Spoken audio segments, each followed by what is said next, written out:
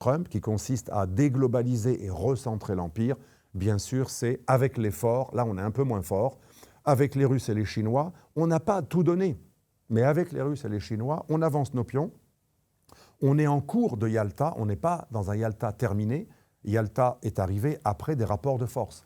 On est dans des rapports de force où on essaie de maximiser nos avantages un peu partout dans plusieurs zones, et on va négocier avec les Russes et les Chinois ce qu'on sera obligé de leur donner parce qu'on ne pourra pas faire autrement.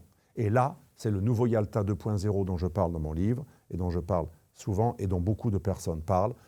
Trump, effectivement, pourrait lâcher Taïwan à certaines conditions, une fois qu'il aura rapatrié le savoir-faire de TSMC, la société sur les semi-conducteurs. Il est capable de donner 30% de l'Ukraine à la Russie, c'est ce qu'il a dit à Zelensky, signe, car plus tu attends, plus tu vas perdre. Et là, ce n'est pas pro-russe, c'est tout simplement réaliste ce qu'il dit à M. Zelensky. Par contre, le revers de la médaille, c'est que l'Ukraine non occupée par la Russie sera sécurisée par des Occidentaux et restera une place forte d'investissement pour BlackRock. BlackRock, le patron de BlackRock, Larry Flynn, a fait un voyage en Ukraine pour préempter un certain nombre d'acquis, terres rares, gaz offshore en mer Noire, etc. Donc c'est important pour les Américains qu'on signe vite pour que la mer Noire ne soit pas totalement sous contrôle turco-russe.